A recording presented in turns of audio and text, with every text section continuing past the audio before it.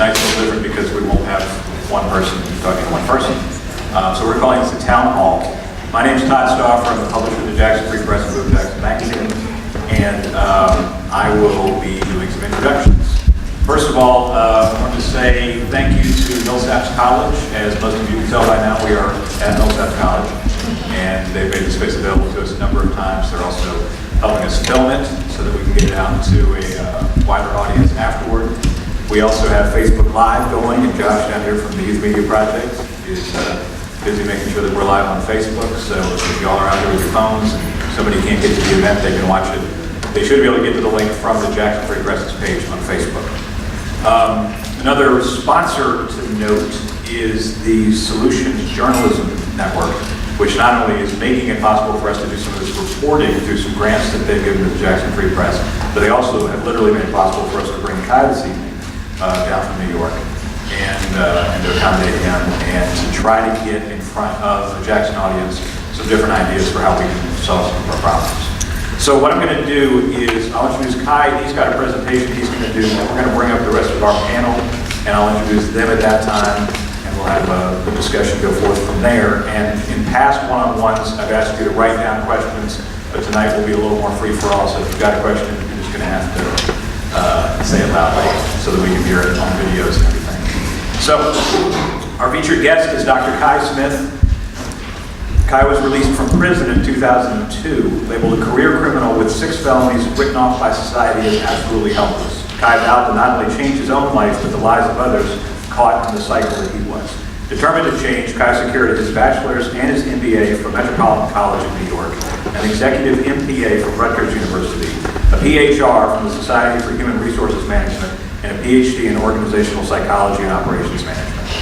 He's the founder and executive director of GRAFFICS, which is the Gang Diversion, Reentry, and Absent Fathers Intervention Center, an organization that works with young adults who are in the street gang and looking for a safe and productive nation, have recently been released from prison and are actively seeking rehabilitation, are currently considered absent fathers and seek a healthy and productive relationship with their children, or have been classified as at-risk youth by either New York State courts or the New York City Department of Education.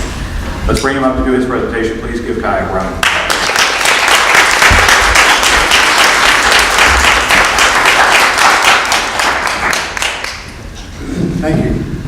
Thank you guys for coming out. Thank you to Jackson, Mississippi. I'm a country boy, man. You know, I hear New York a lot, but for the record, I'm from the country. I'm from a little small, beachy gutter town. Some of you probably heard of, some of you probably don't. Beaufort, South Carolina. How many people know what Beaufort, South Carolina is? Raise your hand. See, I'm from Beaufort, South Carolina, so you know when I came home to Jackson, the first thing I looked to do was go get some soul food. And Cassio took me to sugar. And I was like, damn, I'm home. So you know, I'm not gonna be long with it. I have a presentation that I brought for you that's going to give you a clear-cut example of who we are, what we do. Up and down the East Coast, and you know when I travel around, I do these presentations. One of the things that I try to do is crystallize it, give it to you as clear as I can, and then once it's over, I like to open up the floor for questions.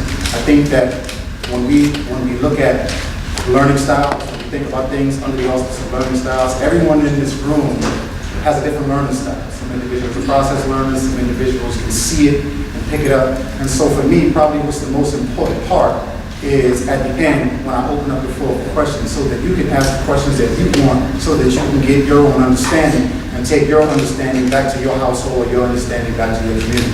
Watch this. So youth, guns, and gangs is a hot topic all around the nation. It's just as hot as Black Lives Matter. I feel like it's directly correlated. And so usually when I do these presentations, I start off by saying, you're going to hear over the next couple of months or years or whatever, you know, you're going to hear all sorts of individuals come and want to give you their advice. And from birth, from the toddlers all the way up to this age, individuals are always looking to give you their advice. And one of the things that I train the young adults that are in my program, we have over 4,000 young adults in the city of New York. And one of the things that I always tell my kids, always ask yourself, what qualifies this person to give you their advice? Because some individuals are boisterous and they have swag and they'll tell you something and it'll be all the way wrong and it sounds good to you, so you take that information and you apply it to your life and it's wrong. And we're misguided. So always ask yourself, what qualifies a person to give you that advice? What I want to share with you right now is, I want to give you an example of what qualifies me to give you my advice. Who's graphics? The acronym for graphics is gang diversion, re-entry, and absent fathers intervention center. The photographs that you will see beyond this slide are actual real photographs of my kids. What is graphics?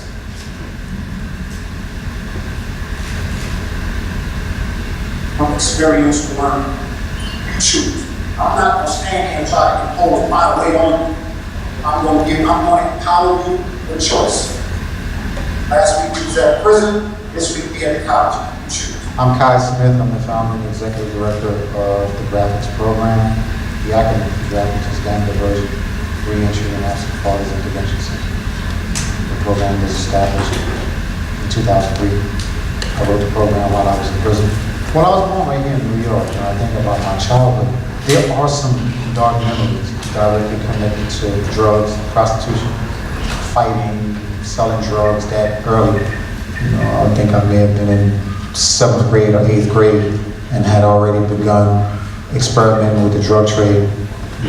So that situation had led me back to juvenile facility. I've been in prison 16 years. I have 6 felonies. Was trying to be the absolute best drug dealer that I could.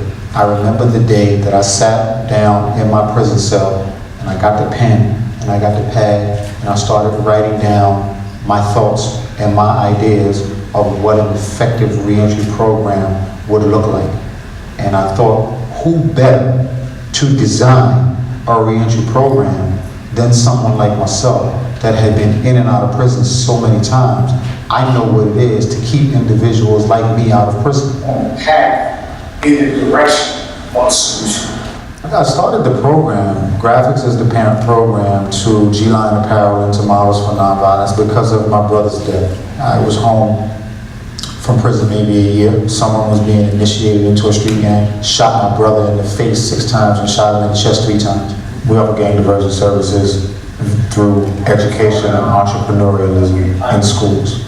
Yo, Dr. Smith is real, yo, and I'm gonna make the environment cool. The school identifies a certain number of behaviorally challenged kids, work with them throughout the course of the year, modify their behavior, and then transition them back into a healthy classroom environment. Best thing that ever happened to you in high school.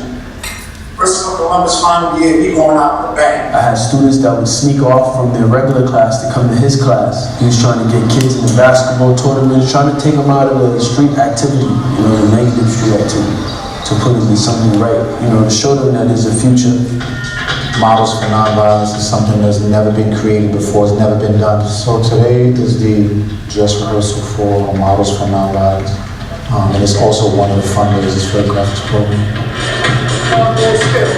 This is swag. This is about you. That's what the word swag means. This is We're about allowing individuals to go into their closet to pick certain outfits, and they're going to walk the runway with the outfits that they pick from their closet. And the whole entire thing, when you package it, is bringing awareness to violence. Each model will come out and she will introduce herself and she will, say, My name is Jane Doe. My sponsor is Baby Gap. And I use my beauty to speak out against date rape. And then you do your thing. Bam! You come down, you walk. the mission for me right now is to build something that will be here long after I'm gone. My little brother died the death that I was supposed to die because I was in the street. I shot people. You name it, I did it. So the life that I feel he would have lived, I now have to live.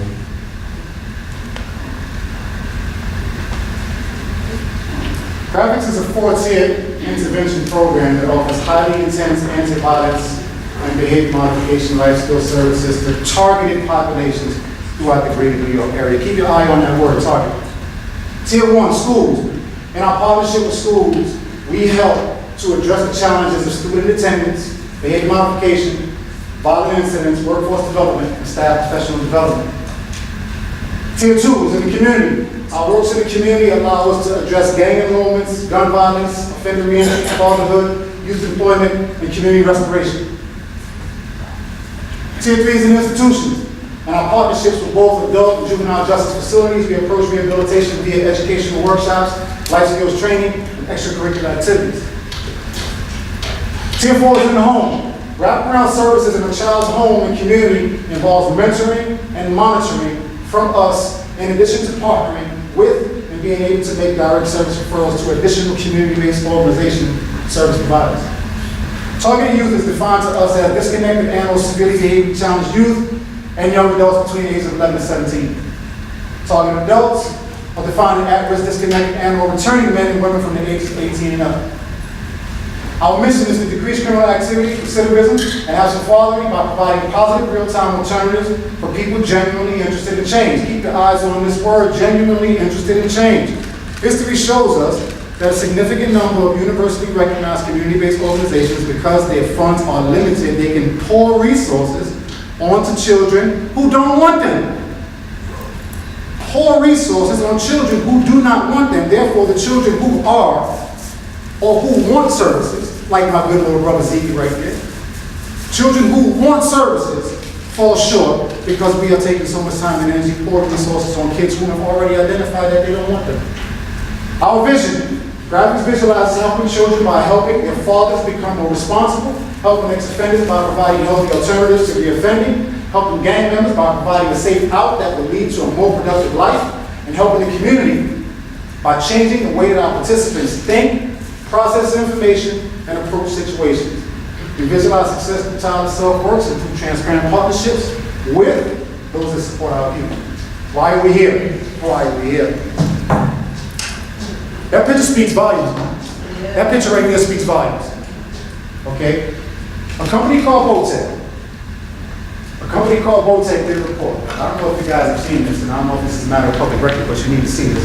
A company called Votec did some research in Jackson and produced a report implying that the people of Jackson were both disturbed and concerned that youth, gangs, and gun violence is present and is growing out of control. In response to that report, the Jackson Free Press came to New York City, met with me, researched my program there, and sponsored my visit to Jackson as a part of the Preventing Violence series. Our objective is to develop and deliver customized services that will provide Jackson Public Schools with a new and measurable approach to reducing incidents and suspensions, adjusting behaviors and decreasing youth recidivism by using effective non-traditional programming and wraparound services. How does graphics work with at-risk and disconnected youth? To divert youth away from those decisions and or behaviors that will eventually cause them life harm, graphics uses two approaches: education and entrepreneurialism. If you ask me outside of this, I'm not going to say education and entrepreneurialism. What I'm going to say is, I teach kids how to fish, and I show them where the fishing hole is. Where do we do our work? Inside public middle schools and high schools, as vendors to the New York City Department of Education, New York City Administration for Children's Services, New York City Department of Youth and Family Services, and New York City Department of Corrections. I leave here Saturday to go back to New York. Monday morning, we start servicing Rikers Island. 15,000 inmates on Rikers Island. We start effective Monday morning. We service those schools that have histories of mid-level to high-level violence, that are failing in their letter grade, that are on the list to be closed due to incidents, and or those schools that have transferred and or alternative students. That's a video, we're not going to watch that one. It's going to take too long. How it works. In alignment with the Chancellor's regulation and Common Core standards, our Graphics Life Skills curriculum is blended with the teacher's lesson plan to produce a new daily lesson goal that speaks directly to each child's experience delivered by a credible messenger. Let me pause right there for a second and crystallize that for you. I don't know how it works in Jackson Public Schools, but in New York, each teacher is mandated to enter each day of class with something called a lesson plan. And if that lesson plan is not produced, and that lesson plan is not visible, and the principal comes by, that teacher can get U-rated. And so many U-rateds will lead to that teacher's termination. We take the teacher's lesson plan, we gel it with our lesson plan. Graphics is a 6,000-page curriculum that I wrote. We got it aligned with the New York State Common Core, and it's the only program on the East Coast that is in middle schools and high schools delivered to those students as a 2-credit level. It's the only program of its kind. Why cohort enrollment? What we do when we go to a school, we challenge the principal to identify the 25 worst students in the school, the best teacher in the world. There may be some teachers in this room. You may be the best teacher in the world. If the best teacher in the world have 25 students in the class, that teacher has to focus so much time and energy on the 5 students that are disrupted, they lose the other 20. Your child may be in the 20 that's being lost. What graphics does when we come into a school, we extract the 5 students from each class, we put them in their own cohort. That way the teacher can re-engage those students that he or she can engage, and we work with those students, we modify their behavior, and we transition them back into the healthy classroom environment. These are our outcomes. 7 schools, 70% increase in attendance, 20% increase in grades, 75 kids got jobs, 30 field trips, etc., etc., etc. You can talk to me later on if you want to get more information with regards to this data. How do you engage kids and get them to participate in graphics? And let me just say this. As you look at these slides and as you look at the kids in these graphic shirts, 2 things that I want you to keep your mind focused on. A, when you see the clothing that these kids are wearing, these kids produce these clothes. When kids graduate from our program, they learn silk screening, they learn embroidery. As I said, we teach them how to fish and show them where the fishing hole is.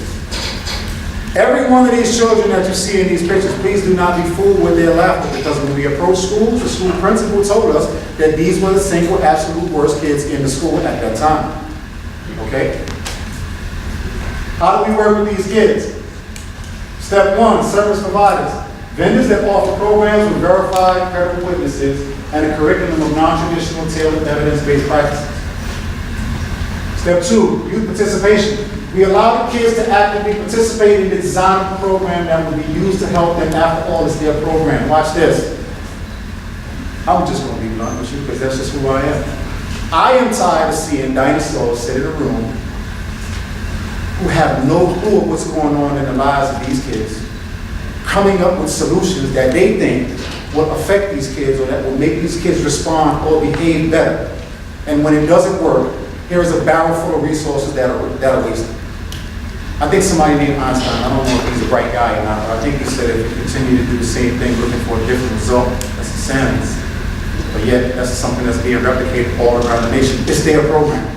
So why not take them, as the Jackson Free Press has done, Youth Media Project, why not take them? Why not take them and put them in a room and ask them what they want and then design the program around them? Street credibility. You're going to hear this word a lot, street cred, credible messengers. Select program that has been vetted by other kids as providers for live and or video testimonials from children that have participated in the program, that have graduated from the program, as well as the reviews from teachers and parents of these children. And a reward system. Kids know that if they participate in graphics, they have a guarantee that once they complete the program, they will be connected to a community-based program that will offer them something different that will really help them. And I have a few slides that I'm going to skip because I have some other panelists that are going to come up. They're video slides. But in this specific picture, I want to tell you, you see this young man in the back, the tall guy with the brown hat? His video is here. I'm not going to show it to you. It's a little long. A young man named Jamal Williams. And when Jamal came to graphics, Jamal was getting ready to get married, and I have to, I'm in his way. When Jamal came to graphics, from Guyana, no father, no mother, etc., etc. This is Brownsville, Brooklyn. When Jamal and I built a relationship, and he came, I took Jamal likes basketball. I spent $2,200, and I took Jamal to Madison Square Garden, and got probably about to the 8th row. And then when we figured nobody else was coming, we scooted on down to like the 2nd or the 3rd row. And so Jamal stuck his hand out and LeBron came by and did like that. That changed the narrative of his whole life. Jamal came to graphics, and those kids right there, that is a specific set of Crips in Brooklyn. And when he came, he brought all those kids with him when he came.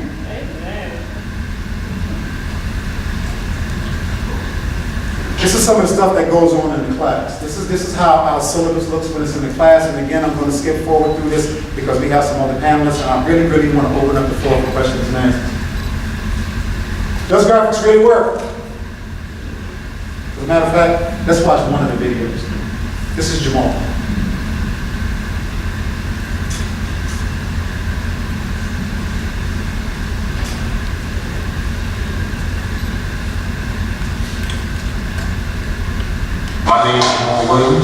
I'm a student at Miller and Cassio High School. I'm in the 11th grade.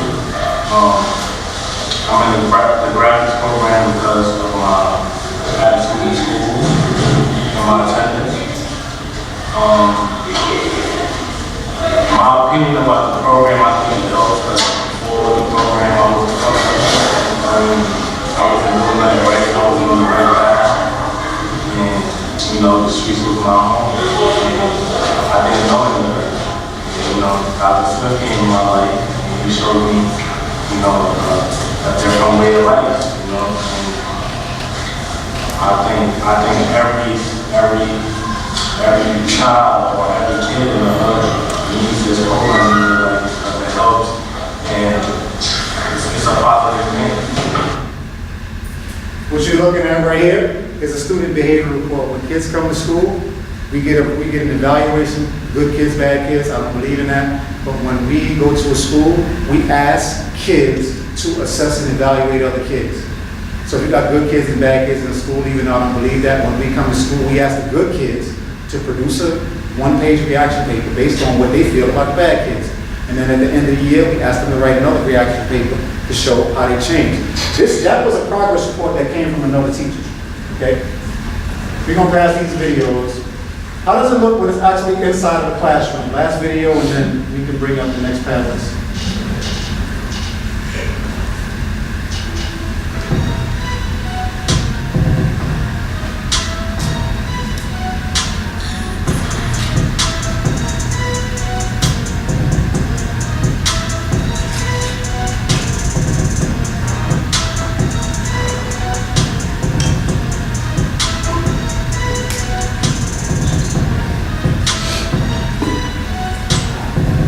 Allowed. Yo, if I hit that shit, son, first thing I'm gonna do, I'm gonna get the Bugatti, I'm gonna get the what if. Let's go to what if right now. What if I can show you another way and you may not experience none of that? What if I can show you a way for you to then one day be like, all right, I'm gonna do what I need to do for my homies so that they don't go to jail. What if, man? What if I can show you a way? Because it's obvious to me that whoever your circle is, whoever your team is, you one of the leaders, you're one of the influential dudes, so why take a whole team of dudes to hell when you can take them to heaven?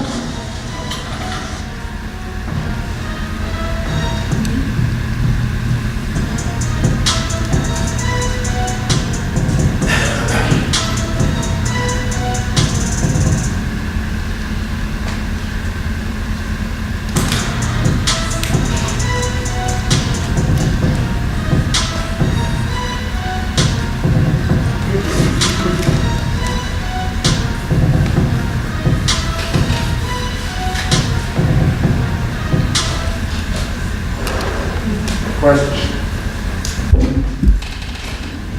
So at this time, I want to bring Todd back up and open up the floor for the remainder of the panelists. Thank you guys for the time. And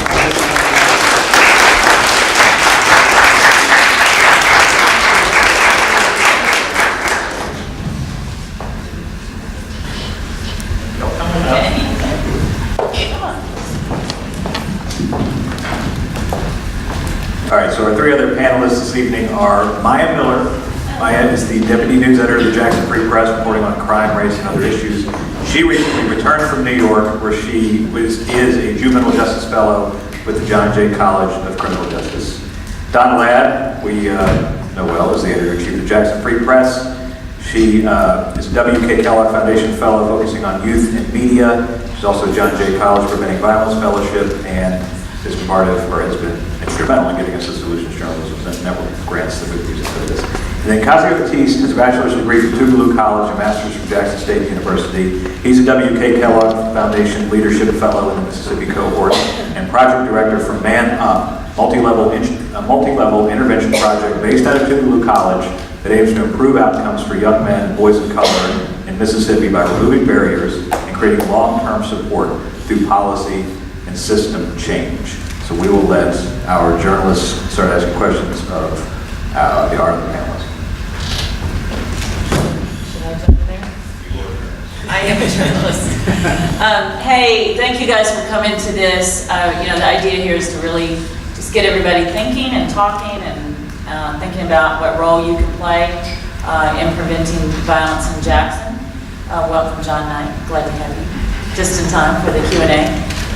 And one thing I did want to say very quickly before I ask a question is that we do have a bunch of members from the Youth Media Project here doing filming and photography and writing and tweeting and all sorts of things, and we're very happy to have them this summer. They're doing an amazing job. I also kind of wanted to add that in case there was an implication that we go into a school and are gathering up people who are having a lot of problems, that's not necessarily true. We welcome people who, students of, kind of all sorts. And so I just kind of want to make that clear that the project itself is different from what Kai is doing, but it serves a lot of the same purposes. It's a real mix of students from throughout the area. So just kind of want to put that in. Now for Kai, I think the thing I want you to talk about a little bit more that I've become really fascinated with in this past year that I knew, a year ago I knew very little about this idea of credible messengers. Right. And what I've kind of found in this whole world of preventing violence, and particularly youth and gang violence, and particularly in communities of color, and a lot of the areas that we're focused on is that, there are kind of two schools of thought, to make it oversimplistic maybe, but that the police need to lead the effort as opposed to credible messengers kind of going in and leading the effort. And I'd like you to talk a little bit more about that, exactly what a credible messenger is, and why that you believe, and I believe, that it's very important for credible messengers to be kind of on the front lines. Right. So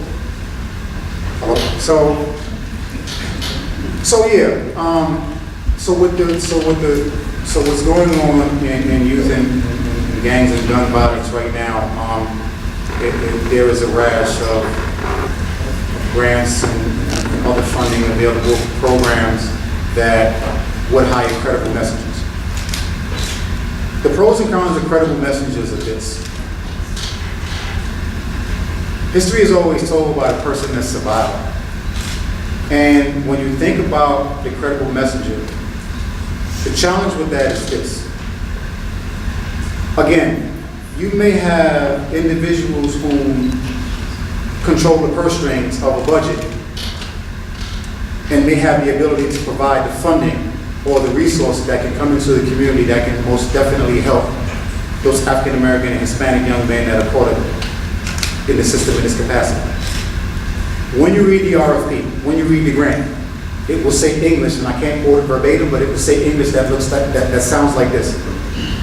The credible messenger is the person that can go into the hood, and based on his reputation, he can squash beef. The credible messenger is the person that understands the street code and understands everything that the kids are going through, and if two kids are getting ready to get in a fight, a credible messenger can squash that fight, he can intercept the violence. The credible messenger is the person that can use the reputation that he has established when he was in the streets and use that to intercept additional beef or intercept future beef. Challenge with that is this. When you read further in the grant, the qualifications for the credible messenger has to have an associate's degree or a bachelor's degree. Well, I don't know too many guys in the hood back in the days that was robbing and stealing and shooting and making their name ring bells that was on Tougaloo College campus or Jackson State College campus. You either gonna do one or two. And so what that does is this, because those individuals who hold the purse strings for that grant don't really understand the moral fiber of the streets, what that does is it handicaps individuals like John Knight, stand up. It handicaps individuals like this guy right here that has the ability to go into a neighborhood and look at some kids and say, cut it out. But because he didn't come home and do what I did, go to school for 10 years, he would be 86th out of that position. Because he doesn't have that degree, and the question that I'm asking myself is, how many black and brown lives do we have to lose? Because job description said he has to have a bachelor's degree or a master's degree. A credible messenger is an individual that can get the job done. So what happens in that is this. The person that was the young adult that was in the window watching me in the streets, shooting people, watching John, watching all the other guys whom are locked away, that person now becomes the credible messenger because he's gone away and got the college degree. And when he gets the job as the credible messenger because he was watching John and he was watching me and watching people like us, he gets the job as the credible messenger because he has the college degree. And when he gets on the street with the kids can see right through him. Your name don't ring no bells out here, homie. You can't squash no beef out here. Who are you? So that's the handicap that's going on under the auspices of credible messenger. I probably ask questions like that. So you've been in Jackson, what, going on 4 days now? 5. I've been here 5. I got 2 more. 5, okay. So could you talk about some of the things that, your experience here, for the 5 days? Why did you come and willing to stay a week, instead of just coming in, doing the speech and leaving? And what are some of the things that you have seen in Jackson that would assist in implementing the graphics program in the city? You know, so when I met Donna in New York, one of the things that I told Donna when we sat down and we talked, first, I've been everywhere. I've done all the university recognized talk shows and TV shows, and I got this email. Like, who is this lady? And they keep emailing me. I'm like, okay, if you want to interview me, it's going to cost you $250. Something like that. And I said, no. I'm not coming. I don't do that. And she just kept saying, you want to come and speak to me. And we ended up sitting down at Dunkin' Donuts, and we ended up talking. And the first thing that moved me about Donna was that I didn't have to explain things to her 2 or 3 times. She got it. And the vibe that I got from her, she was really had a vested interest in what's going on in Jackson, Mississippi. And I'd only heard about Jackson, Mississippi because, of Beckett Evers and Matilda. I'd only heard. But from Beaufort, South Carolina, and in between Beaufort and New York, like Jackson, Mississippi, like, okay, I'll get around to getting there if I get there. And so I had the opportunity to come this morning and do the presentation and then get on the plane and fly right out. But I said, you know what? Change can't happen like that. Change can't happen like that. And so Donna and I sat down and I said, you know what? The first thing that I want you to do, I don't want you to believe anything that I'm telling you. I want you to travel with me. And while Donna was in New York, she came and she saw the graphics program in action, and she talked to some of my young homies up there that are gangbangers that are in the gang, and they was able to give her testimonies about what the program has done for them. I came down to Jackson and I said, you know what, I'm going to stay for a week. I would have stayed 2, but we have the Rikers Island contract starting Monday. I came down because I wanted to feel what's going on. I have the best of both worlds. I'm known in Harlem as the guy that took $50 and turned it into 22 kilos of cocaine and a partridge in a pear tree. I'm not proud of that. I sold hand grenades and dynamite and all that stuff, and I'm not proud of that. But when I came home from prison in 2002, and I enrolled into college in 2003, and I stayed in college 10 years straight without a break. 10 years straight without a break, without one break. I graduated from Metropolitan College in New York, Rutgers, and Cornell. So I went from a prison cell to an Ivy League institution. I came to Jackson because the side of me that is still directly correlated to the streets said, go to, especially after I read this. When I read this, it was like anarchy going on down there. I had to come and I had to roll up my sleeves and get down in the trenches and look into the eyes of kids like Ziggy and these kids that Donna has here. We went to Delta, and we was in Greenwood. We went to drug treatment programs, and today we went to the Department of Corrections, and we went somewhere everywhere because I wanted to look in the eyes of the people that looked like me, that was in the situation that I was in just a few short years ago, and reinstill something that looked like hope. President Obama wrote a book, and he released it in the first part of his campaign called The Audacity of Hope. And when I looked in those black and brown men's eyes, those ex-offenders and those guys that are in the street trapping and doing what they're doing, I looked them in their face and I told them, you can't dream about being Obama. There's nothing about you that don't even fix your mind to dream about being anything that look like Obama. Because you have a felony, you can't get within 100 yards of 1600 Pennsylvania Avenue. But guess what? with my 6 felonies and my 16 years of prison in 3 different states, I'm showing you that if I did it, you can do it. If I did it, you can do it. There is no excuses. So that's why I came to Jackson. I came to Jackson and I go to other places. I'm in the trap house. I'm in the gambling spot. I'm in the wherever they at. That's where I'm going, because my message is you're going to school, you're going to graduate, and you're not going to die on my watch. That's why I came to Jackson.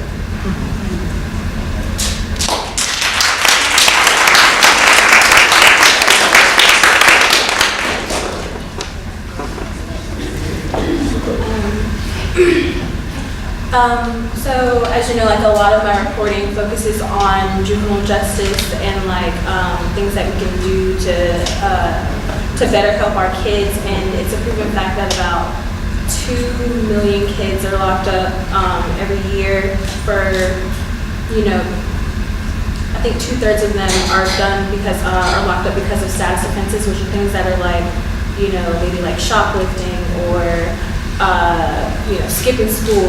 And so in being arrested, they miss a lot of, you know, time in classrooms, or you know, they're hanging out with other kids that are potentially more dangerous than they are.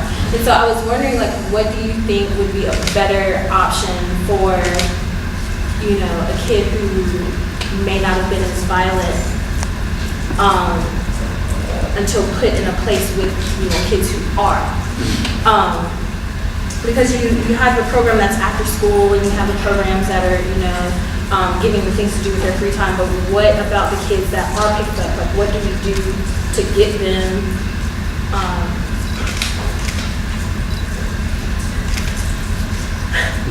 can't finish my question.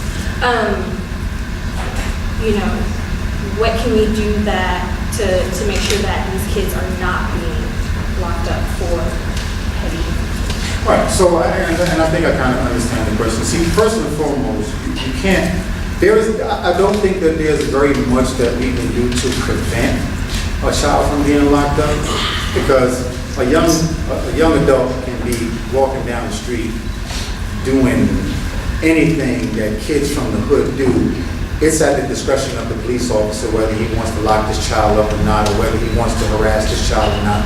Okay, but from the time, and I have some little notes here, from the time that I was in Jackson, that I've been in Jackson, I got 2 more days here, and I'm hoping that I can, somebody can shout out some restaurants for me to go to and get some real food before I go back to Chinese restaurants and all that foolishness. But you know, the problem is not, you know, from the lens that I'm looking through, I see the abandoned properties, and I see businesses has moved out of the neighborhood. And the problem, in my perspective, is not unemployment, it's not gangs, it's not violence, it's not education, it's not hunger. The problem is that the folk that love Jackson are looking at the glass as half empty.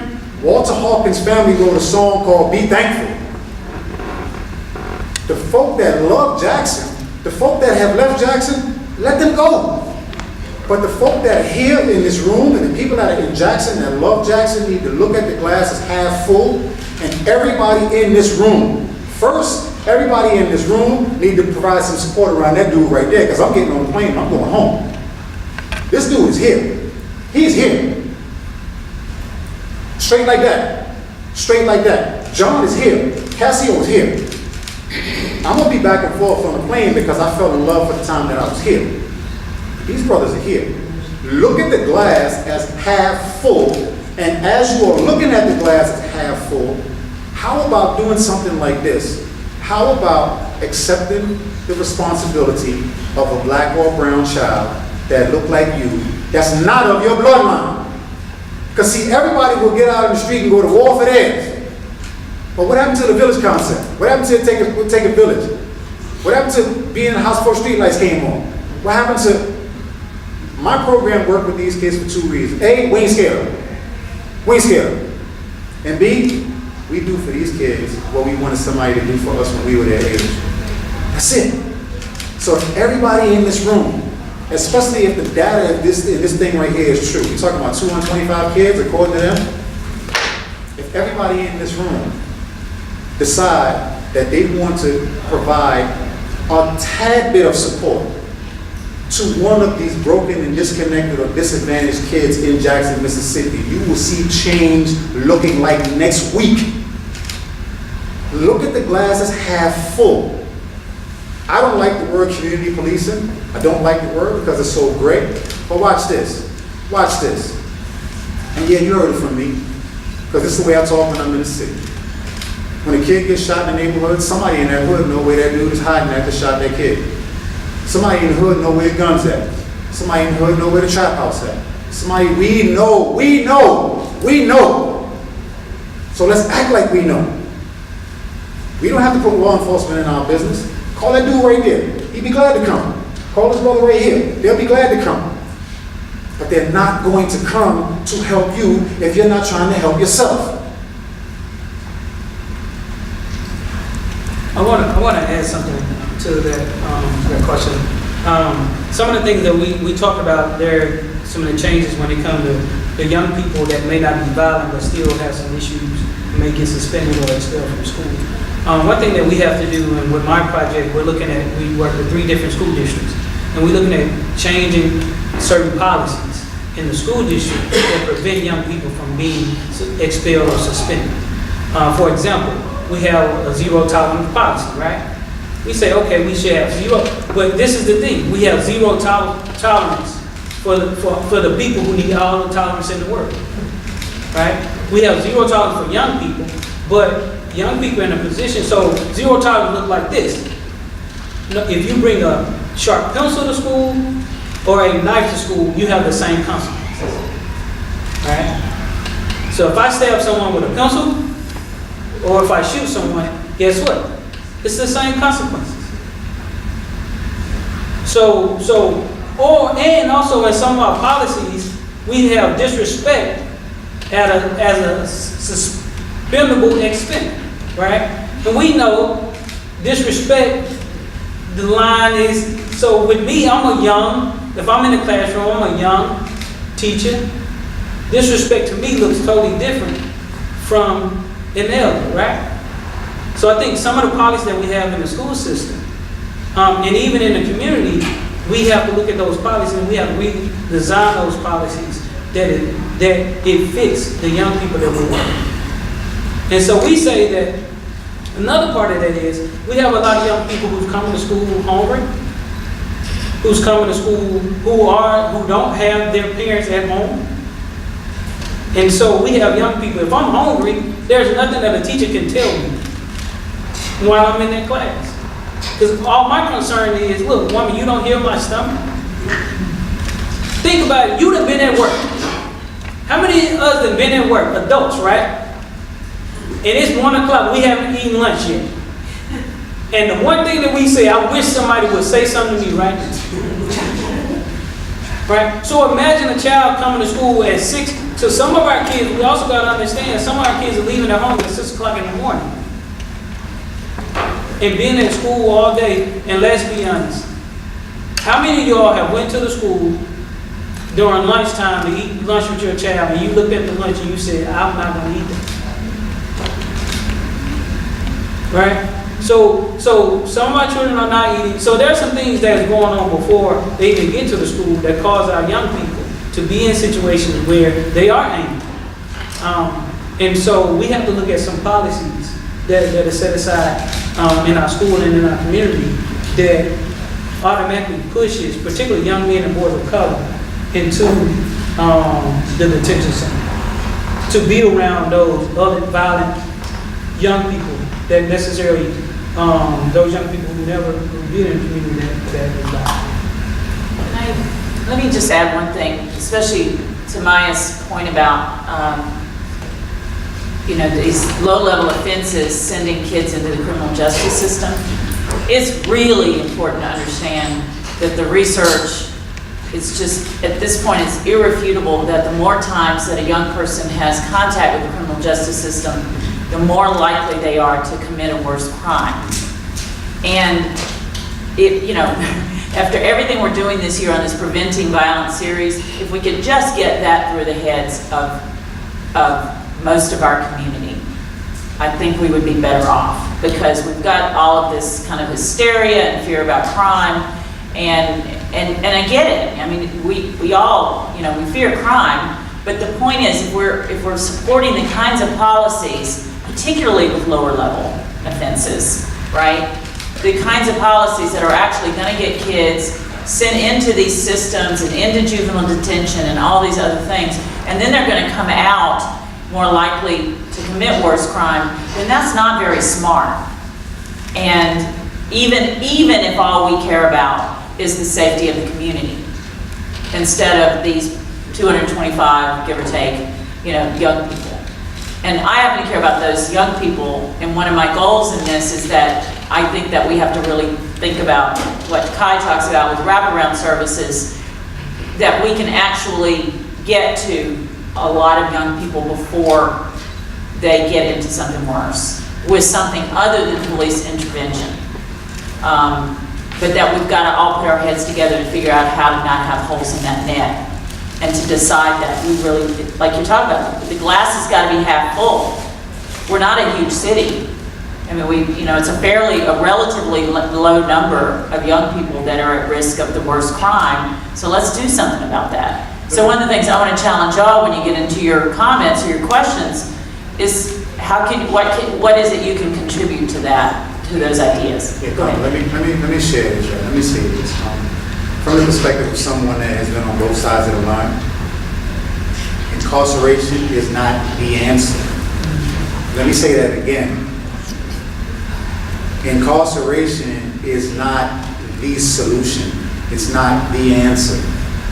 It's a part of a solution, but it's not the solution. All eyes on me, watch this. Do I believe that some folks deserve to go to jail? Absolutely. Do I believe that some people need to be in jail? Absolutely. Do I believe that some folk that look like me need to be in jail? Absolutely. Did I need to go to jail 16 years ago? Absolutely. If I didn't go to jail 16 years ago, I'd be dead right now.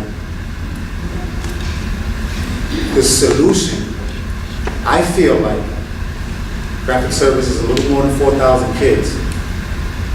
I am sitting here before you today, qualified to share my advice with you, to share my opinion with you, based on my level of education. What differentiates me from the motivational speaker stands up and sensationalizes the game, the life, and then at the end will say about 3 words and don't try to be like me. The difference between what we do and what motivational speakers do, we have a workbook and we have a textbook, and it's something that we've taken the majority of the components of the street life, we've curriculumized it, we've put it in middle schools. For the past 6 years, we've been in middle schools and high schools in one of the toughest cities in the nation, and it's offered to kids as a 2-credit elective. How not to be a gangbanger, how not to be a drug dealer, how not to be a stick-up kid, and it's offered to kids as a 2-credit elective. What incarceration does is this. I met my father on Rikers Island when I was in the cell on my way to prison, and he was coming home. I bumped into him in the cell. He walked up to me and he kicked my foot. I jumped up, I was gonna cut him with a razor. He said, "Your mother named Frida?" I was like, "Oh." I'm like, "What you gonna tell me? Tell me." So incarceration, that's what incarceration does. When you take a child, keep in mind, a few moments ago, I mentioned Barack Obama's book, The Audacity of Hope. When you have black and brown children in broken communities that are underfunded, under-resourced, they are placed in a situation of hopelessness and desperation. Let me just share with you, and I hope I can keep myself on target, but let me just share with you how hard this team has worked to keep a child away from feeling hopeless. That guy right there in that green shirt, and the people on this panel, and Todd, some of the other folks in this room, we have, since in the 5 days that I've been here, we have been working so hard to try to get that little boy right there, ID card. Right, stand up, Zeke. We've been trying so hard to get him an ID card so he can get a job, so he can cash a check. So if the police walk up on him, he has some way to identify himself to keep himself from getting locked up. We have been fighting so hard to try to get him an ID card. But it's just the fact that he's around John and he's around people like this that he's not getting discouraged. But ask yourself, how many other people live in the brown bottom that can't get a $7 ID card that is just giving up on all hope? I'm like, you know what? I'm going back to the block. The hell with it. Just something as simple as that. Something as simple as that, you know? So incarceration is not the answer. What looks like the solution to me is something that these kids can't get rid of. You can get your high school diploma, you can get an associate's degree and a bachelor's degree, and once they give it to you in that little piece of paper, and you put it in the frame, and you put it on the wall behind you, even if the building burned down, you write to the state attorney, you get another one, put it right. But if you hustle, and you get $200,000, and you put it in the house because you can't put it in the bank, and the house burned down, guess what? You got to start over. It's not the answer. Incarceration is not the answer. Programming is the answer, but effective programming is the answer.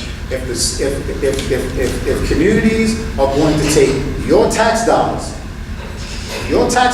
think about how hard you work for your little couple dollars. If they're going to take your tax dollars and award it to programs to help these kids, don't allow funders to give your tax dollars to programs under the auspice that they're going to help these kids, and then you see that the kids are not being helped. Hold these people accountable for your money. The same way if you go in Walmart, or the same way if you go in Burger King, and you ask them for a burger, you tell them not to put no onions on it, and you get in the car, and there's onions on it, you're going to drive down the block, turn around, and you're going to go back, you're going to say, I thought I told you not to put onions on his hamburger, you know how much I paid for this hamburger? That's the same thing you have to do when it comes to the funding and the lives of these kids. Hold these people accountable for your little couple of dollars, because it's your money, and these are your kids.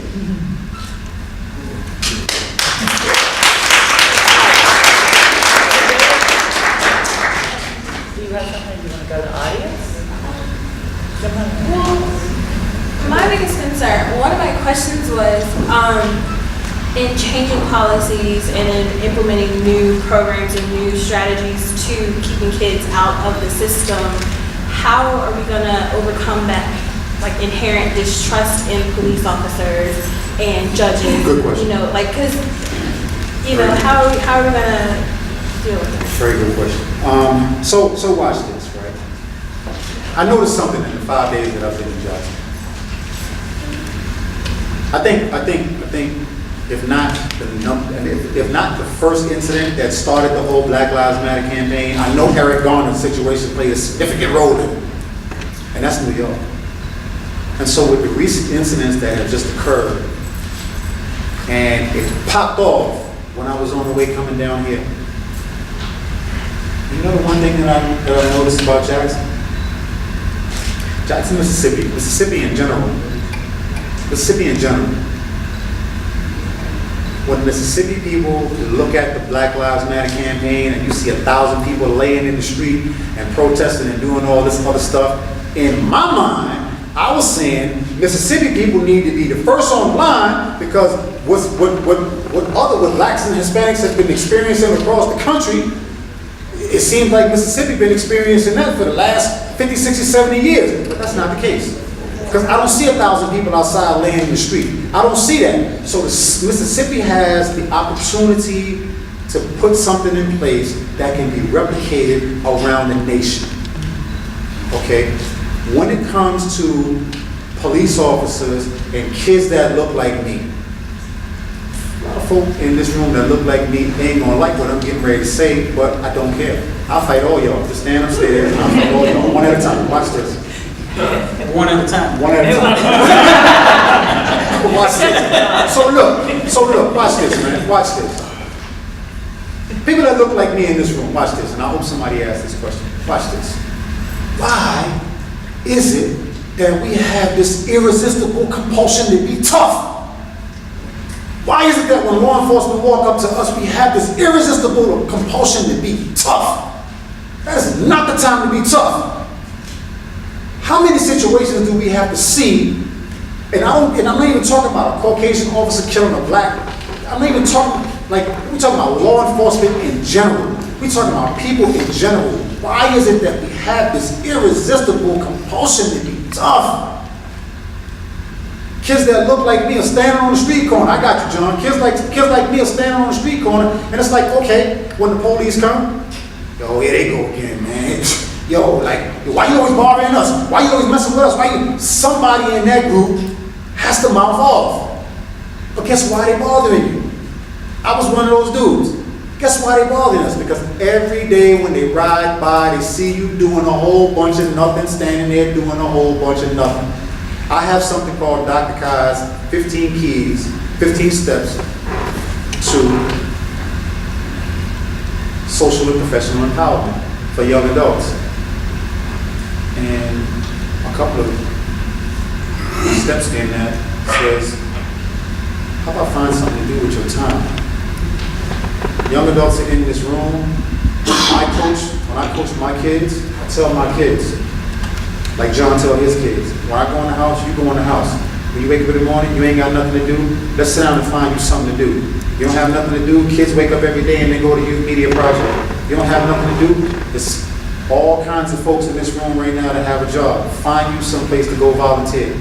Find you something to do with your time. Find something to do other than being in the hood doing a whole bunch of nothing. If you are actively engaged doing something, you can't be actively engaged in somebody's jail cell. And that's the God's honest truth. I'm not telling you to do anything that I did not do, that I have not done. Keep in mind, folks, I've not always been Dr. Kai. I've sold hand grenades. I've sold sticks of dynamite. I've shot people. I've done the worst of the absolute worst. And getting the number 6 on that list of kingpins in New York. I've done the worst of the worst.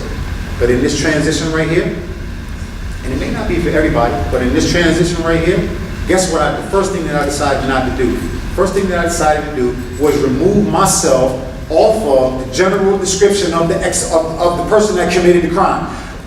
We have a crime in process. What's the description? African American, 6 foot tall, black sweater, black blue jeans, black sneakers, and all. You know what? I think I may have 2 things in my wardrobe that's black, taking myself right off that list. So when they come through, guess who they ain't coming to bother? They ain't coming to bother me, because I got khakis on. They ain't coming to bother, but you understand what I'm saying? I have 6 felonies and I can't afford it. I can't afford it. So, and it's a number of variables that can go into that. But we have to start thinking differently about this whole thing with police brutality and all this other stuff. Like, I'm not the marching dude. I don't march because when we get to the end of the march, don't nobody know what we're going to do. We're not going to have no goals. Martin Luther King didn't march like that. When he got to the end of the march, everybody had a responsibility. That's how we got the civil rights movement and all that. Today's marches, when you get to the end, some people tell you to sell t-shirts and water. Somebody going to the club, they going to the liquor store. I don't march. I don't do that. I create a different environment for my kids. And from 2003 to today, we've only had 1 fatality. 1, because my kids think and they process information differently. So when it comes to police and how they treat our kids, everybody has an opinion, and everybody's opinion is maybe 60-70% right. But until we think about what's happening to us, and we think about ways to change the narrative of what's happening to us, then it's going to stop happening to us. But how many times do we have to turn the TV on to see the same thing is happening? Guess what? With these 2 incidents, I guarantee you in about 7 to 8 months, we're going to get another incident. So it comes down to us. It comes down to us. Why are we holding other people accountable for doing things to us when we can put our feet on the path in the direction of a solution for us? And that's the God's honest truth, man. I've done it. I've done it with my kids. I'm gonna get some pushback on that. Absolutely, I love that. Historically, we don't trust the police because we got a reason not to trust the police. Absolutely. Like historically. Absolutely. Like let's just be honest. Okay. Because of things that has happened to our community, and I'm not just talking about white cops, we're talking about black cops. Because sometimes my young people, then they were going to black cop roll up on them, they treat them sometimes worse than a white cop. Absolutely. Okay. All right. So historically, when it comes to policies, there are some internal distrust from black and brown communities because of how judges and cops have treated the community. Okay. Another thing I will speak on when it comes to now, I do agree that there are some things that we can do as a community, but also we shouldn't be asking young people to find things to do for themselves. We're in a city, we have 175,000 people, give or take a few. Now, we have a city, how many youth programs and how many employment programs do we actually have for young people? How many programs do we actually have that, how many places in our neighborhoods? Now, the city of Jackson have how many community centers? I think in every neighborhood we have a community center.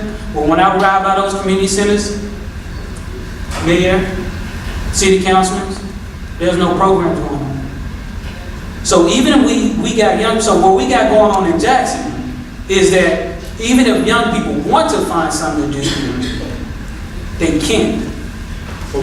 Because we're asking them to do something that is actually the people who have the resources have not, and the people who we have elected to be in those positions have not taken the time out, because some of those young people who cannot vote, well, if they cannot vote, well, guess what? If I'm running for mayor next year, guess what? It really doesn't matter, because I don't have to worry about their vote anyway. So we can't ask young people, so we can't ask young people to start doing things for themselves when we're not providing them the resources to be able to do that. Watch this, and I appreciate that, but now watch this. I don't want to get into politics. I don't want to get into politics. I don't want to get into voting. I don't want to, because everything that I've done for graphics, I've done in the absence of political figures, et cetera, et cetera, et cetera. I don't want to get into that. But what I'm talking about comes down to this. I read something, and this bow tie, I keep saying bow tie. I read something in this thing right here. This thing is all highlighted. I really got into this. And this thing said, I'm trying to quote this close to verbatim as I said, it said, Caucasian Americans, Caucasian Mississippians in Jackson feel like that they should not be held accountable for mistakes that have been made 50, 60, 70 years ago, et cetera, et cetera. Watch this. Because I'm the kind of person that look through a lens and I think outside of the box, as soon as I read that in the notes that I wrote on the side, my response was this. Well, maybe Caucasian Americans, if that's true and if they feel that way, maybe Caucasian Americans in Jackson, Mississippi should get more visible in their support of those individuals from those communities. Now, it's a beautiful thing if you're financially stable enough to write a check for the Kellogg Foundation and write a check for the Rockefeller Foundation and all these other. It's a beautiful thing if you're financially in the position to do that. But in response to that statement, here is something that I know, because let me just share something with y'all in case y'all didn't realize this. I'm black. Now that we got that out of the way, watch this. I know something about my people. And I know something about getting to the level in the drug game that some of these kids aspire to grow. And I know something about education because I have probably just as much education as some of the folks in here. So I got a little bit of what's called the best of both worlds.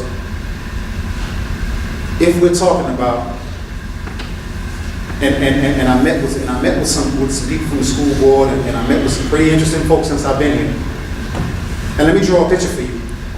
If I had the opportunity to go into a school in Jackson, 25 kids, the first thing that I would do, wraparound services. What does that look like? It looks like this. If I'm working with 25 kids, I am going to ask 25 individuals or 50 individuals who are gainfully employed, and I'm not talking about asking you for your money. I'm going to ask those individuals to go into your phone contact and get me an opportunity for one of my kids. Put the ball back in my court. So if I come to you, African American, Mississippian, Caucasian Mississippian, whoever you are, Hispanic Mississippian, and I say, I have 25 kids. John Knight got 25 kids. Cassio got 25 kids. Here's what we need. Here's what we want.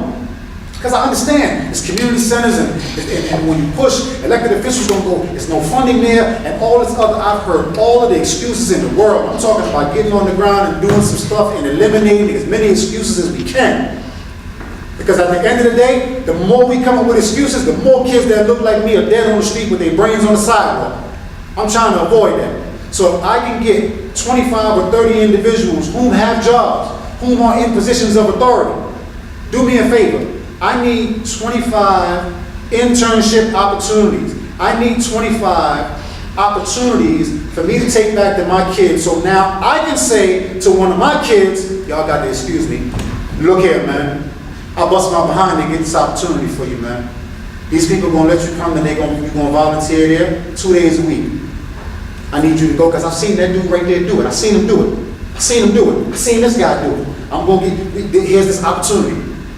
But now what that does for this kid is this, and I'm telling you what I did when I came home from prison. Going to the welfare and waking up and saying, you know what? I have to put myself in a better position than the other individuals that's applying for this job. When I get to the job interview, there's this many people applying for one job. But you know why I get the job? I get the job because Monday, Tuesday, and Wednesday, I was volunteering for a community-based organization, and that community-based organization, or that job that you got, or that job that you got, or that job that you got, or that job that you got, may not have the funding to hire me, but what they do have is a letterhead that they can put a reference on that speaks to my professional character. And when I go to the next job interview, who can hire, what's going to differentiate me from the other individuals in the room is I'm sitting there and I got 3 organizations that's speaking to my professional character, and that employee is going to say, you know what, who's the best candidate? The best candidate is the person that's sitting out there with other individuals that's speaking to his character. Employers don't give people jobs because they're sorry for them. They give people jobs because they qualify for them. So I'm not talking about, I don't want to get into politics and I don't want to get into that because everybody got some pushback when it comes to that. It's money, it's all kinds of stuff going on. I'm talking about some stuff that at the end of this segment, when we go and sit down and eat cheese and all of that, I can walk up to a person and I can say, this is John Knight and this is such and such and such. Excuse me, ma'am, do you work, can you provide, I got this kid right here, is it remotely possible that you can 2 days a week, just let him come around and teach him how to use the fax machine and teach him how to use the photocopier, because he in the hood all day, he don't know nothing about that. I guarantee you he's gonna come. And that is putting your feet on the path in the direction of something that look like change. The hell is all these excuses for? Because if we don't do it, guess what? 3 out of 10 gonna get killed for years old. What about if you get that knock on the door saying it's your child? So, we're gonna go to questions, but I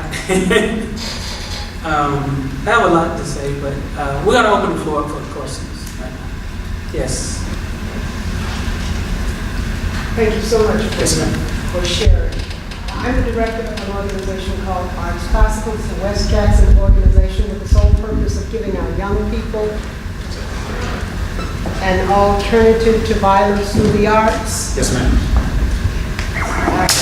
I can sincerely appreciate everything that you've said.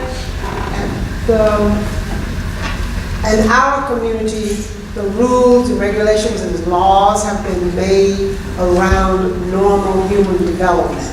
It's in the DNA for you to be a warrior. That's why it's so difficult in the Black community for most of us, because the laws are made around normal human development, which doesn't apply to anybody but us mostly.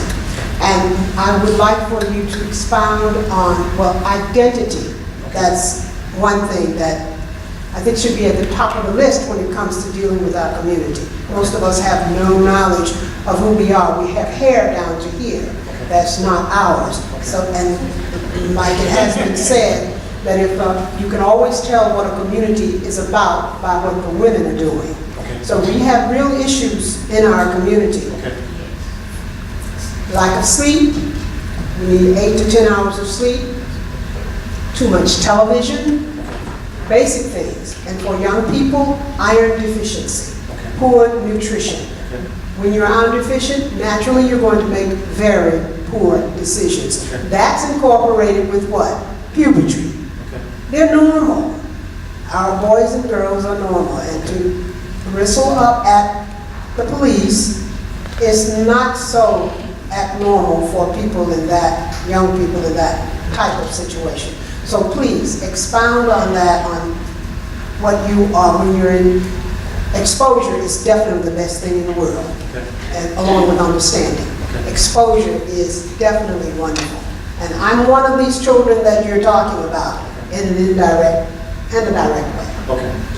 I mean, you know, I think, you know, the question in there that she was asking, see, for me, I'm not in the time that I've been doing this, there was a significant number of years that I was focused on the problem. I no longer focus on the problem because I'm not afraid of failure. Let me read something to you real quick. My focus is this now. This thing says, do you know that most people do not succeed, not because they aim too high and miss, but because they aim too low and hit? I don't have an answer to everything, but watch this. If we're talking about identity, and if we're talking about what we see in communities where we come from, and if we're talking about image, the image that our young girls and our young boys see probably comes from because they spend too much time in front of the television. But guess what? Guess what I know about the South? Guess what I know about the South? I know that I'm 47 years old and I'm one of the only men in New York that say yes ma'am and no sir. That's the South. That's the South. So if we take stock in ourselves and the women in this room stand up, like we always talking about men stand up, if the women stand up and say, you know what, in that community center, we're going, or in the church, or we're going to start a program to teach about, you know, to etiquette or something like, please, like, don't be afraid to fail. Don't be afraid to try. It is very easy for us, and I'm not saying that you're casting blame, I'm not saying that it is very easy for us to sit back and think about and talk about what somebody else is not doing. But watch this, if we step up and we say, you know what, I'm not one of those people with the hair all the way down the head and the green contacts and all this other stuff. Let me find 3 or 4 more people that look like me and do something for the 2 or 3 girls in the neighborhood that want to be a part of this, as opposed to saying everybody in the neighborhood is doing this, because everybody in the neighborhood is not doing it. Be the change that you want to see in somebody else, because I guarantee you, if you start to do it, more and more people in their household that keep their kids in the house, that don't want their kids to be associated with certain foolishness, they're going to say, you know what, you can get with that program right there because they're doing something. And before you know it, your attendance sheet is going to start getting filled. See, I don't, you know, I'm not afraid to fail, so I'm always trying to think about something creative or something innovative that can be done to push it in the right direction. Is that sufficient, ma'am? I'm sorry, like, you know, is that sufficient? I mean, we can talk about it a little later on. I'm here for 2 more days. I'll be more than happy to. It's a very hot and Yes, ma'am. sensitive subject. Yes, ma'am. And we're certified to serve all 82 counties in the state of Mississippi with the arts. Yes, ma'am. We talk about this stuff. Thank you, ma'am. Thank you, Dr. Smith, for being here. First of all, I want to kind of flip the script in terms of asking questions. I want to ask the question of the people on the panel with you. Thank you all for inviting Dr. Smith. I appreciate the insight I gave from the beginning. So for the other 3 panelists, I'm really curious, based on your knowledge and experience of Dr. Smith's program, what you are most excited about, or where you see the greatest possibility in terms of implementation here, either in specific things or general principles. In my context for asking that question is a lot of the great reporting and writing you all have been doing, kind of highlighting the reality where we are, that embraces both cultural differences, you know, between Mississippi and New York, but I'm really curious where you all see the greatest opportunities for implementation for us. I actually was in New York about 3 weeks ago, and I visited one of his programs, and it was very interesting because in a class of about 12 kids, he offered them an opportunity to actually like voice their own opinions about some sensitive subjects that we think kids are too, you know, they're kids. So you think that they don't know anything about LGBT, or they don't know anything about police brutality, or they don't know anything about religion. And, you know, I'm only 22, I'll be 23 in a month, and so I mean, I look good. I thought you was 16. And so, And I feel like one of the things that annoyed me a lot when I was growing up was that people thought that kids were too dumb to understand some things. And so actually sitting and talking to the kids and giving them a chance to actually flesh out their opinions, have an individual thought. I'm guessing tying back into your identity, your having an identity, being your own person and backing up your own, like backing up your beliefs, because you know, who else is going to listen to them? So I actually majored in psychology. So from a psychological standpoint, like being able to fully present yourself the way that you want to be presented, he gives kids an opportunity to do that, which is something that helps kids form into, you know, opinionated, critical thinking adults. So that's what I would, yeah. I think even though Kai and I we've been hanging out for the last 4 days, right? And we've been having beef in the car talking about certain ideologies. So don't think this is just on the stage. This has been going on for the last couple of days. I'm like, homie, nah, man, we can't roll like that, right? So don't think. One thing that I have, and when Donna called me and said, hey, you know, I have this guy. You know, he's from New York, you know, he's from Mississippi. When people say somebody from New York, you already get like, I ain't trying to, I done been to New York before, I know New York people, you know, I'm like, I ain't trying to. So I was like, okay, I said, I want to talk to him. I want to talk to him before he even get to Mississippi. Because if I can talk to him before he get to Mississippi, I was going to call Donna like, nah, you don't need to bring him here, right? That's what I was going to do, guy. But as we talked, and we've been together for the last 4 days, and I even got a chance to take him through the Delta and to visit Emmett Till Museum and the site of Emmett Till. One thing that I appreciate about the program and about him, he didn't come in and say, hey, I have the solution for Jackson, Mississippi. It wasn't, I have the solution. I want to come to Jackson to see what's going on, and I want to tailor a program for the school system and for the jail system that we're going to be working in. So I think, and I'm a direct service person, right? And I think no program should be a cookie-cutter approach. And I think the one thing that I appreciate about the program is not a cookie-cutter approach. We're looking at developing a program, working with John Knight, myself, and Kai to develop a program, and for us to just give him knowledge about the community so the program can be developed to fit Jackson.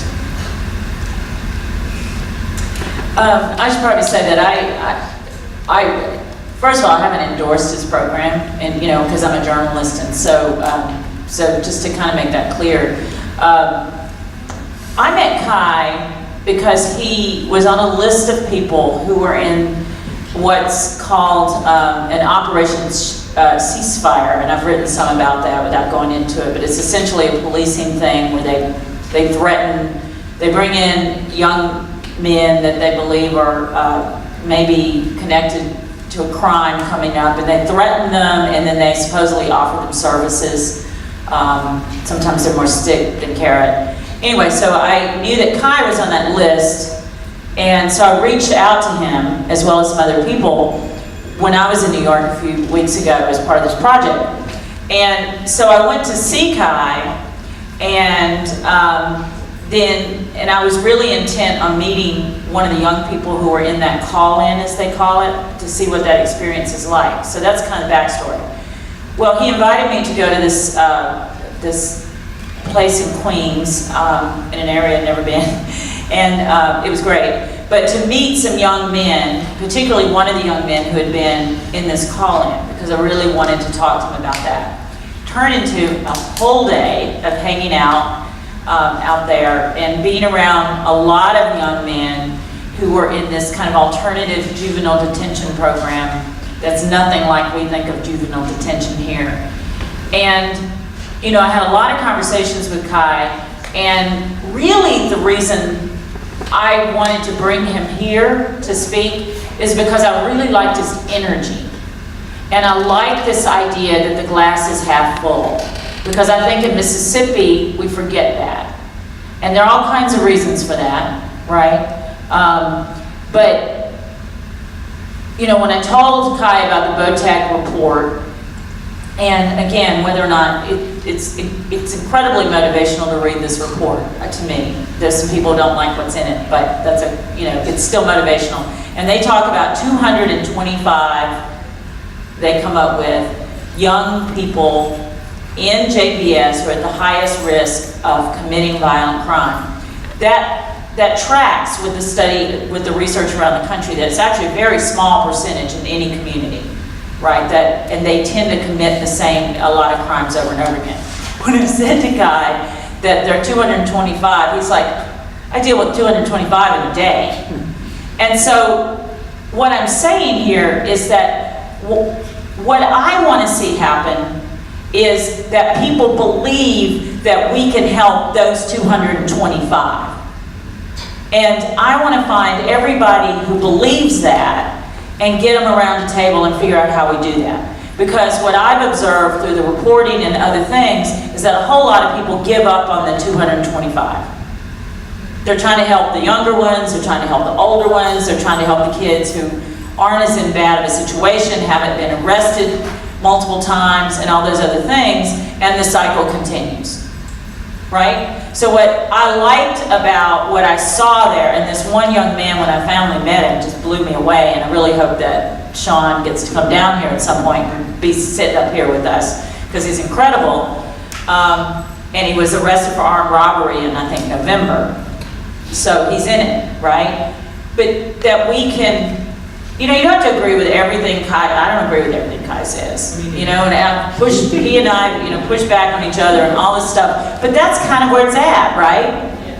It's the critical thinking that is up in that. And I also believe you can hold more than one thought at once. So I can sit up here and be real pissed about police brutality and about white people not stepping up, and don't get me started. I can be really mad about that. At the same time, I can really appreciate what he's saying, too. And he didn't like police brutality either. I mean, I know that, but no, I know. So he's not saying that. He's bringing different ideas to the table. And anybody who does that, I think, needs to be at the table, and especially somebody with his level of experience in the system. He knows why he got there in the first place. He knows what was missing. He knows what he didn't have. And so those are the things I'm really interested in. I'm not endorsing the program. I actually haven't seen him in the classroom itself, other than what y'all have seen. I've just talked to him. I've talked to young people. And I like that energy, y'all, because we've got to get that energy and believe that we can do something. And so that's why I brought him here. And I will add this. Part of my program with Men Up is our job is to find best practices for our young people. And one thing, like I say, nobody's endorsing the program, but I do feel it can be a best practice when it comes to working with young people. Okay, so we're going to go speed round so we can get some folks out of here. John's got a comment quick, and then I'll move over there. Does anybody else have a question that they're burning to ask?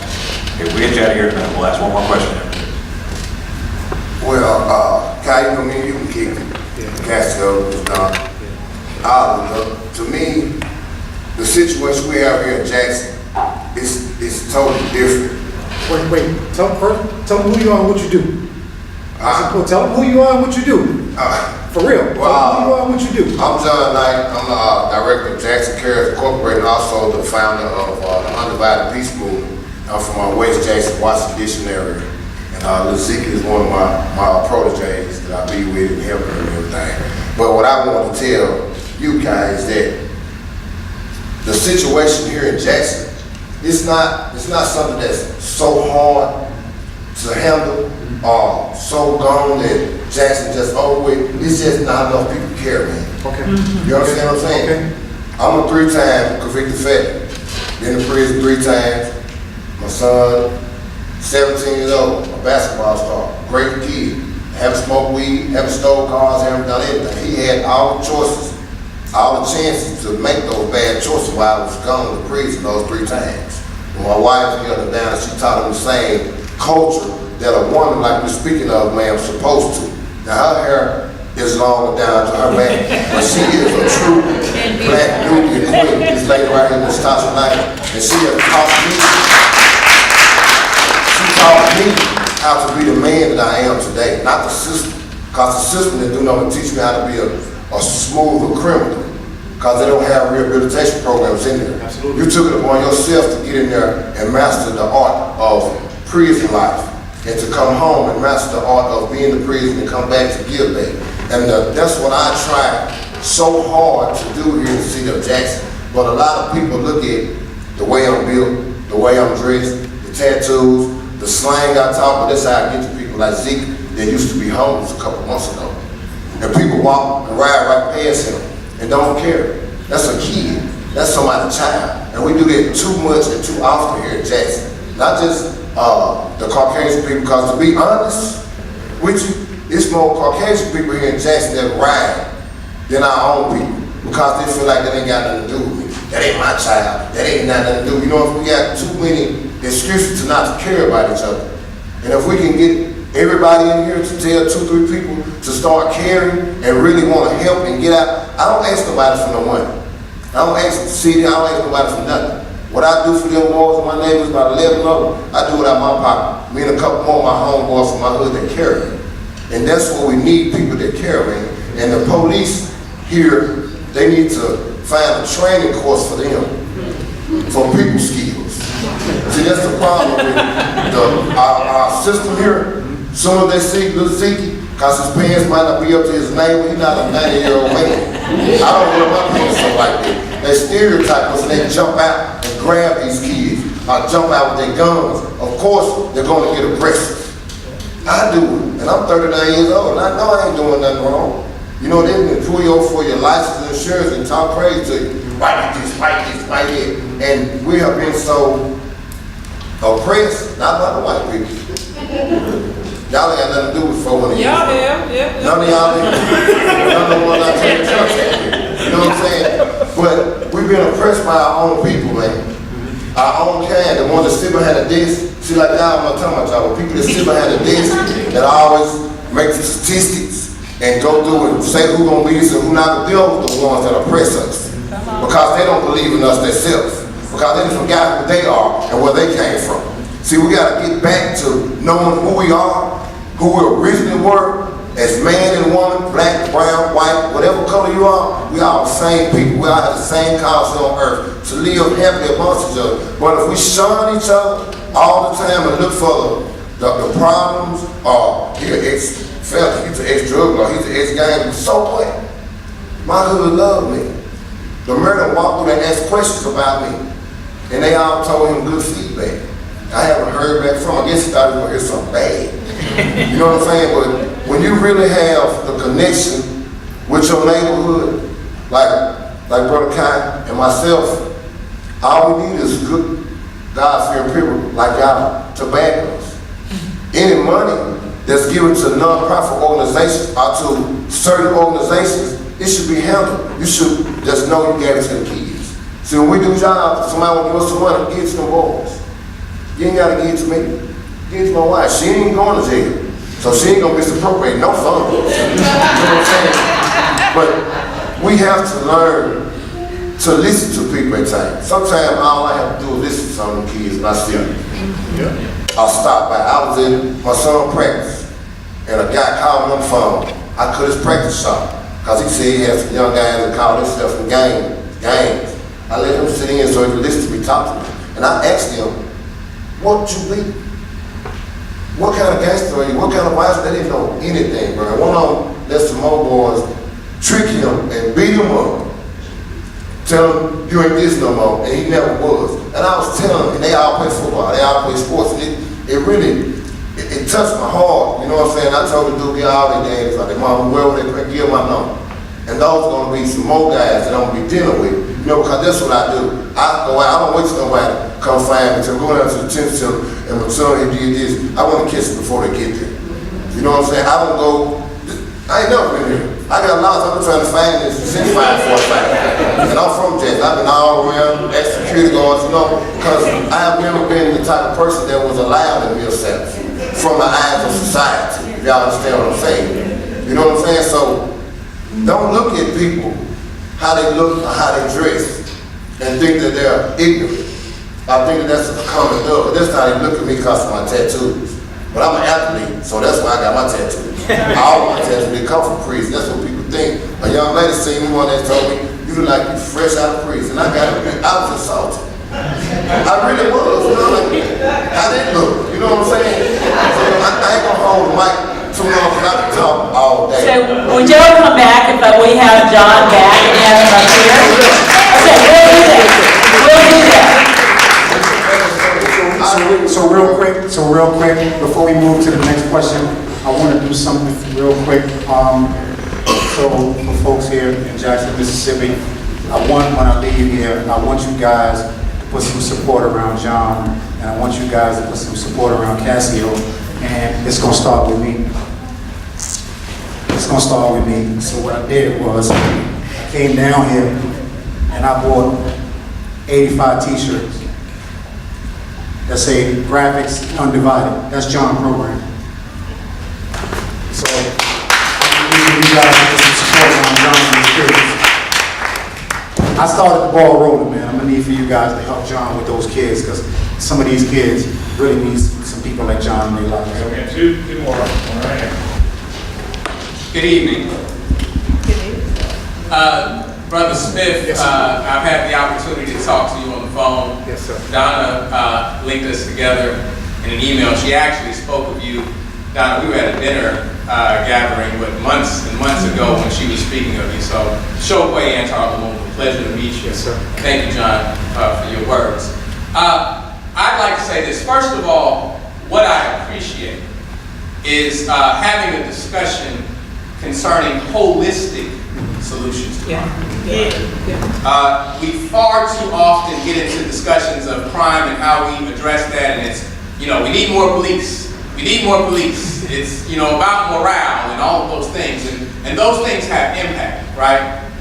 However, if you don't do anything to address the circumstances or conditions which led that person to be on that block, right, then you can't out-police crime.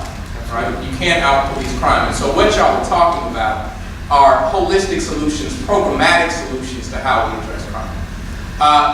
The question or the direction that I'd like to see addressed, if we could, is bringing into the forefront some of the more macro thinking on this particular issue. And that's with regard to our dependence on this criminal justice system. First of all, I'd like to say one thing that I certainly appreciate you saying is that incarceration is not the solution. Absolutely.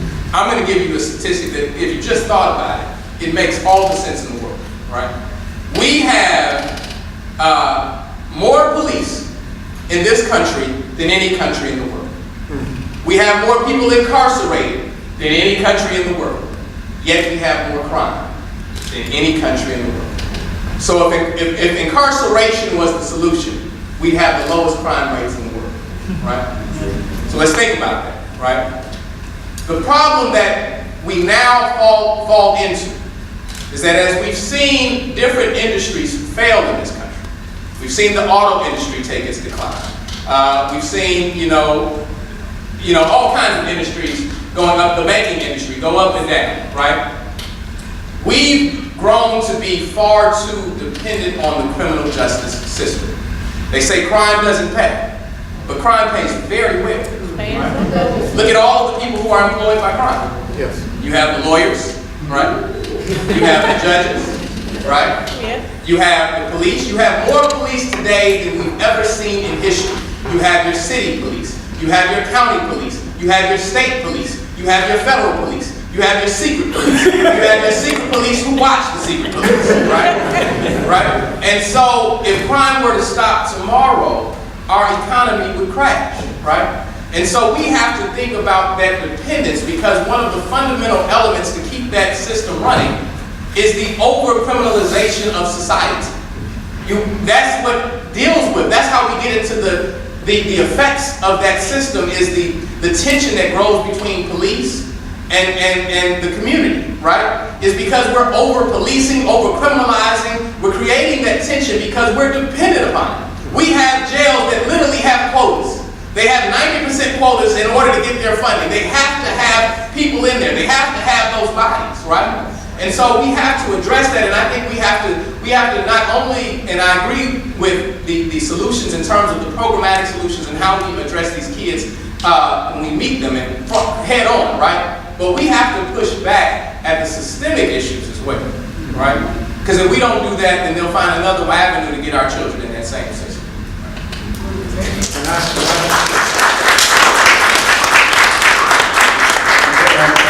And before we move to the next question, Brother Chokwe, it's definitely a pleasure to meet you from a distance. We're going to put our heads together after this thing is over. But, you know, and to tag along to right with what the brother said, that's part of the reason why graphics, as I said, when you looked at the slide, as you looked at the PowerPoint presentation, our focus is education and entrepreneurialism.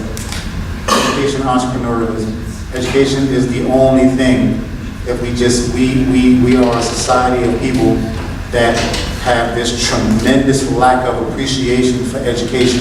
It's just mind-boggling how we just have allowed the young adults in our community to just get away with zero appreciation for education. So when we think about changing policies, and I don't want to get into politics, when we talk about changing policies and changing the moral fiber of what's going on, why individuals are incarcerated and all those things, it comes down to us helping reinstill the value of education in those little 12 and 13 and 15 and 14-year-olds and all of that. As each one of those kids deserve to walk on the same college campus that the president did. Each one of those kids, you got some MIT, and you got some Wharton, and you got some all that right there in that row right there. You got some Oxford, and you got some Rhodes Scholars, all that right there.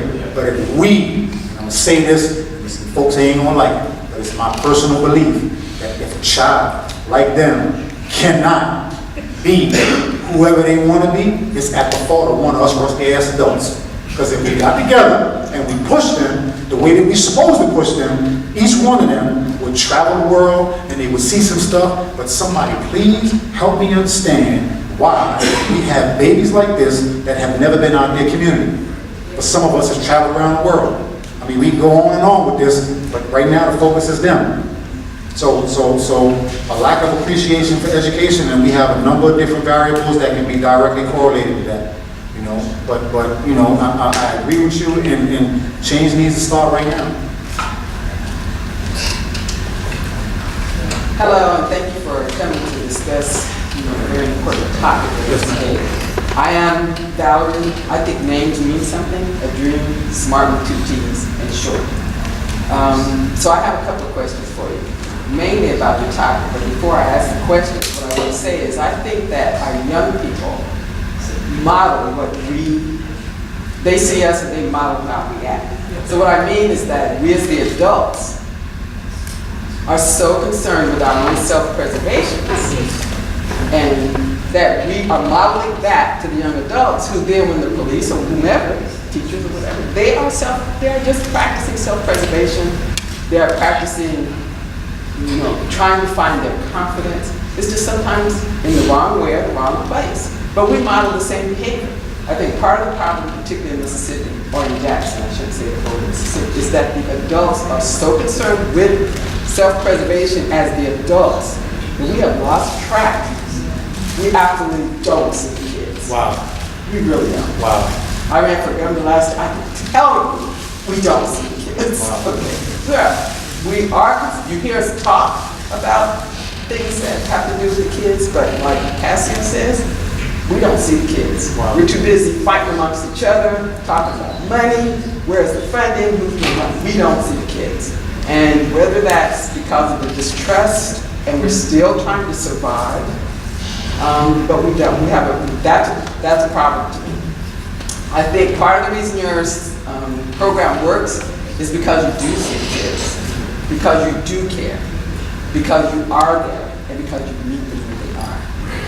When I speak to kids, I speak to them just like Georgia. They love for me to come and talk to them. They want you to come and spend time with them. I tell them they're the promised product of their path, their pursuit. You know, they are at every stage and phase of their life, their promise of who they are. And they will build on that. And I can give it to them in 10 or 15 words. I can tell them they can do it in 10 words. They can do it. I don't care how they quote it, as long as they get the message. Because all they need to remember is to be able to be who they are, free to be and free to become. They don't have to explain it to anyone. They don't have to apologize for who they are. You know, as long as they're not doing, stealing, killing, and destroying. But we spend so much time trying to correct, like Georgia says. Our normal young people, most of the time, blaming them for everything that, part of the problem is we are the ones that have caused them, or are perpetuating them. So I think that we get in our own way, and we create a lot of containment, just like John said. So I have a question, my question for you with all of that is, how did you get your program evidence-based to get in the New York school system? Keep doing it. I have it indeed. I cannot get into the school system with all the grand wisdom that I have from my great parents. Talk about health. That's a very good question. The second thing is, how receptive were they when you started talking to them about the program? How long did it take you to get in there? And I think I gathered from you said the program's been going on for about 6 years? We've been in school 6 years. Okay. We've been in existence since 2003. So I thought maybe you started it elsewhere and then gathered. No, it was in New York. It was just. No, I mean you started it outside the school system and then went into the school system with the data. Yes. That's the way I interpret it. And then how,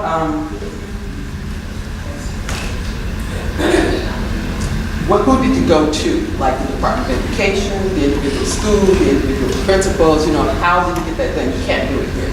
Right. And, you know, and we have too many levels of containment that really don't allow you to do that. So I think the question in there was how did we get into the New York City Department of Education and all the other agencies in the city. And so the God's honest truth is so I was working for an organization called the Center for Coordination, and we had a collaborative project with the Brooklyn District Attorney's Office, and I was running 2 programs. I was a senior administrator, you know, in the city of New York long before I started graphics. And I had an hour and a half lunch break because I was running 2 programs and was in Brooklyn and was bored. And in Brooklyn, we have in New York City, we have a book about the size of a Sears catalog, or the old Sears catalog. I'm telling my age, the old telephone book. So what I had my secretary do, she took about a week, and in this book, it's every single middle school and high school in the city of New York. And remember when I said about the kids and volunteering and doing all that? This is something that my grandmother taught me when I came home from prison. And so what I did was I had my secretary go through this book, and she copied down in a Word document every single email address that was in the book was about this thick.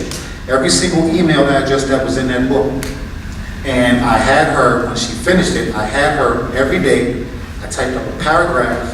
This is who I was, this is what I did, this is the organization that I work for, in collaboration with the Brooklyn DA's office. I have an hour and a half lunch break, I would like to give back. I want to do a seminar in a classroom somewhere. I can volunteer an hour a day at some school here in Brooklyn. And she sent that thing out, and she sent it out, and she sent it out. It must have been 2,700 schools that she sent that email to.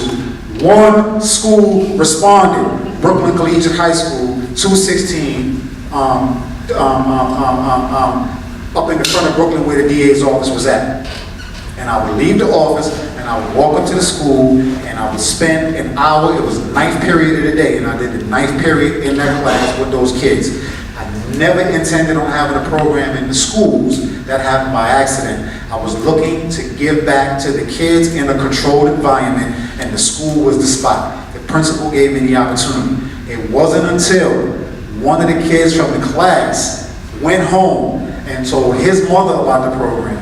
His mother went to a principal at a different school, and the principal called me on the phone and said, "Can you come to my school?" And when I went to that school, the sister said, "How long have you been doing this?" And I said, "I've been at Brooklyn Collegiate High School doing it for, I don't know, probably about 10 months, 11 months.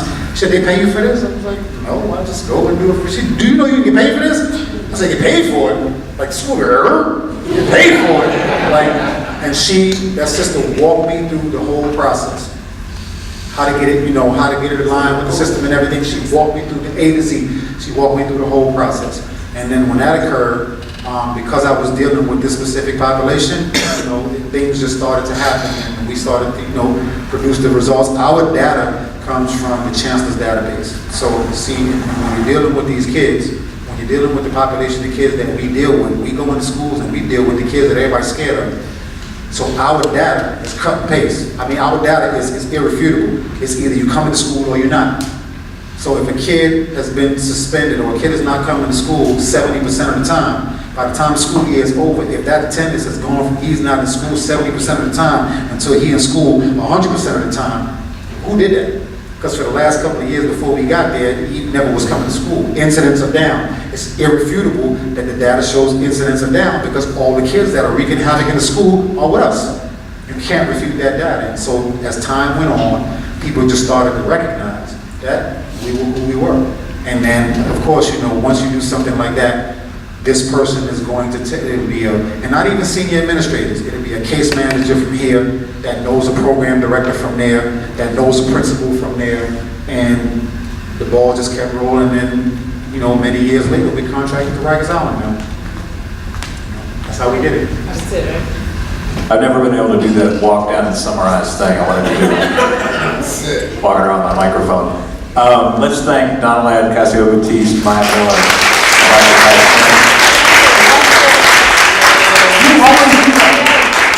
And we're sorry that we picked on the Youth Media Project kids so much. I hope you guys don't mind. And I was going to call them out and have them say something on the mic, but because it's getting so late, I won't do that. But if you guys would talk to them in our reception up here and say hey to them and start to get to know them, you would love them. So we'd like to thank Mills House College for making this room possible, making the video possible. I'd like to thank the Solutions Journalism Network for making a whole lot of this possible. I'd like to invite you all to join us in the other room outside the top door here where we've got a reception. And you have at least one responsibility, which is to watch all these kids and make sure they don't drink anything. Okay? No, you actually have two. So part of my project, we're developing a community action network, right?